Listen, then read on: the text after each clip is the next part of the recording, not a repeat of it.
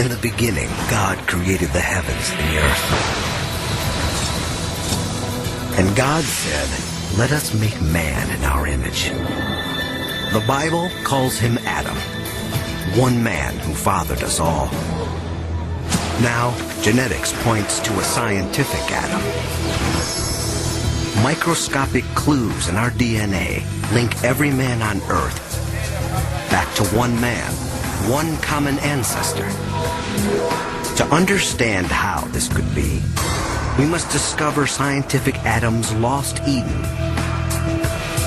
enter his world, and look him in the eye. At an unexpected crossroads of Bible and biology, we're headed on a search for Adam.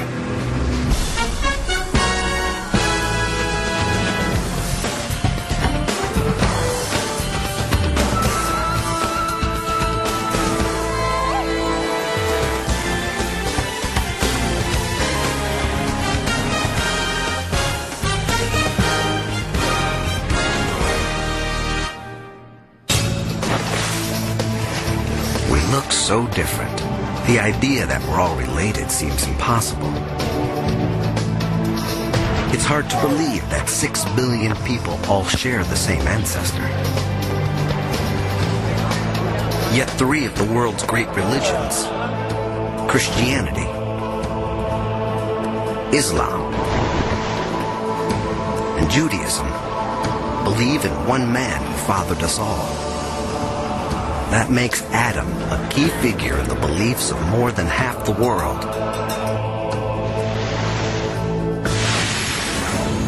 Now, science offers a chance to find a genetic Adam, a single ancestor whose DNA survives in every man on Earth today. From the Inuit of the Arctic, to the Amerindians of the Amazon, from the nomads of the desert, to the businessmen of Wall Street. Spencer Wells, a geneticist with National Geographic, will lead us on a journey to identify the scientific Adam and reveal what made him so exceptional that he could father all men on Earth.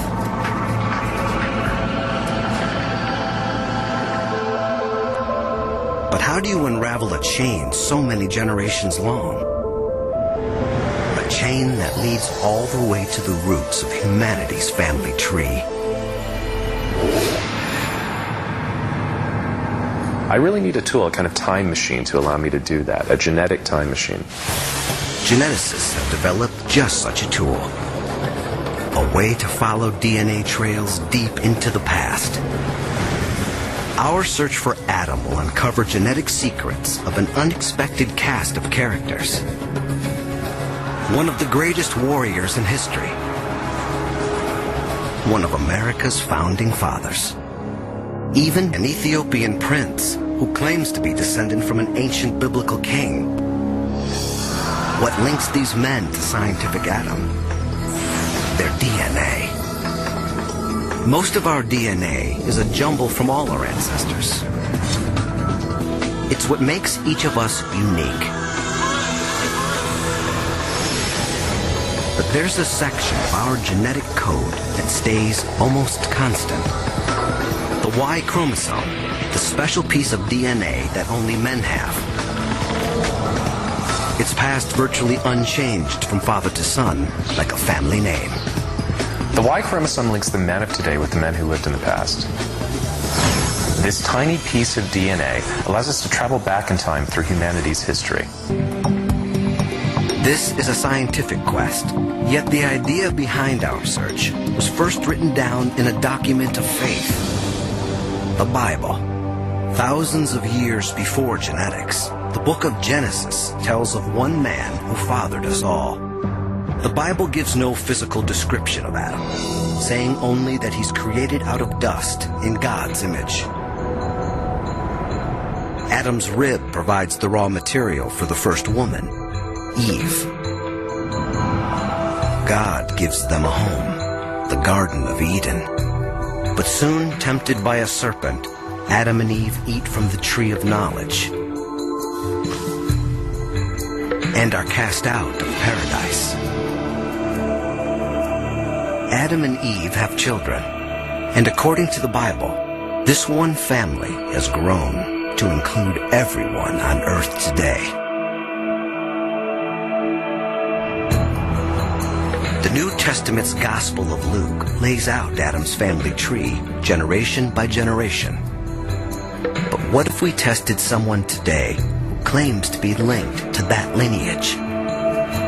Most of the people the Bible places on Adam's family tree have disappeared without a trace. Jumbo. Jumbo. Jumbo. History has created a genetic melting pot. And by taking a sample of your DNA, of your genes, we can say something about the people you're related to in the past, your ancestors. If the Y chromosomes here lead to a common ancestor for all these ethnic groups, they could lead us to Adam. If you could open your mouth. Wells takes samples from 25 local men. Right. Thank you. Okay. You could open your mouth. Where was your mother born? Here. DNA analysis proves there are men on Pate from all over the place. Great. Thank you. With ancestors from Africa, Europe, Arabia, India, and the Fertile Crescent of the Middle East. There is more genetic variation on this tiny island of Pate than in many countries. And the samples show something critical. They point to a new super ancestor.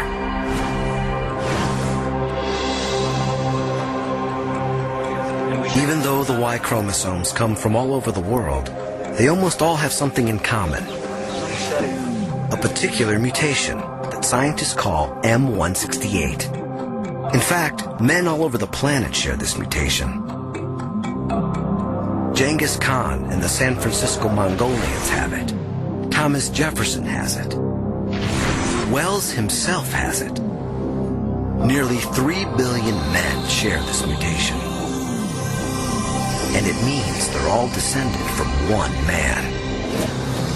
It's a staggering thought. Genghis Khan could have fathered millions, but the man who first had this genetic mutation had billions of descendants. We're near the bottom of the tree. Could this man, M168, be Adam? There's only one problem. On the Kenyan island of Pate, Spencer Wells found one man who doesn't fit. His Y chromosome doesn't have the critical mutation. It's a crucial clue. And he's not the only one. There are others who are not descended from M168. So he can't be Adam. M168 is far down the tree, but not its base. And the Y chromosome from the odd man out on Pate gives us the final piece of our puzzle. The man's lineage originates in East or South Africa. Comparing this Y chromosome to thousands of men from all over the world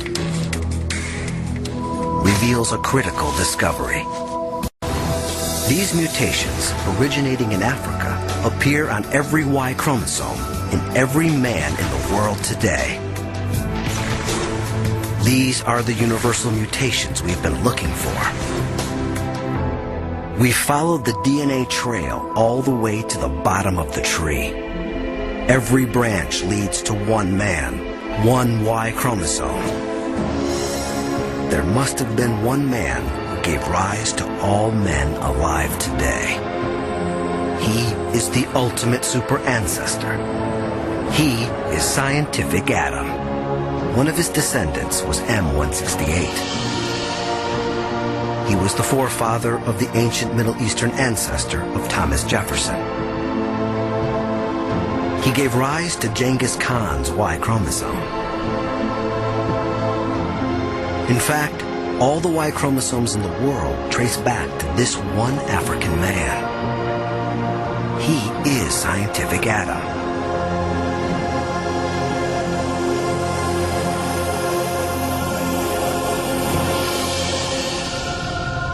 Wells believes the pattern of African Y chromosomes puts his birthplace somewhere in the Great Rift Valley region of East Africa, perhaps Tanzania or Ethiopia.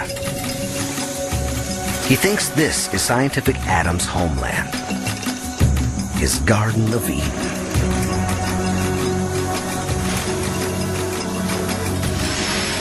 Genetics can date the ancient Y chromosome mutations to calculate the age of scientific Adam. Wells believes he was born around 60,000 years ago. It sounds ancient, but it means our search for a common ancestor has not led us all the way back to a time of ape men, or even to primitive beings like Homo erectus. Compared to the billions of years of human evolution, we've found Adam in the recent past. Science can't tell for sure what set Adam apart. There were other men who lived alongside him, but over the centuries, all the other men's lines died out. Maybe some had only daughters, or no children at all. Their Y chromosomes were lost forever. Only Adam's lineage survives. Here's how Adam could have become our ultimate super ancestor. Sometime around 60,000 years ago, Adam is born. He's a fast learner, and in time, he proves himself as a leader of his tribe. His command of language sets him apart.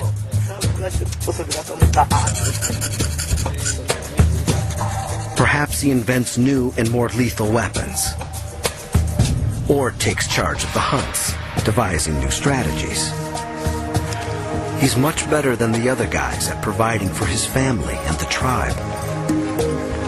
And this makes him popular with the ladies. He has more children than the others. His sons inherit not just his smarts, but of course his Y chromosome. Like Genghis Khan and his sons, Adam's Y chromosome begins to spread through the population, and Adam's intelligence gives his sons the ability to leave Africa and populate the world. Around 50,000 years ago, we start to expand out of Africa. Some populations start to leave around that time, and very rapidly they reach places as far afield as Australia, perhaps within a couple of thousand years. A couple of thousand years is like the blink of an eye. And Wells can trace it all back to one scientific Adam. This is not the man God creates in the book of Genesis. But now, thousands of years after the Bible was written, science has confirmed the essence of its story. There was one man whose DNA survives in every man on Earth today. His Garden of Eden was likely East Africa. Other humans came before him, but only after him did we become truly modern. Scientific Adam unites all men today. From Bono to Nelson Mandela. From Tiger Woods to David Beckham. From Osama bin Laden to the Dalai Lama.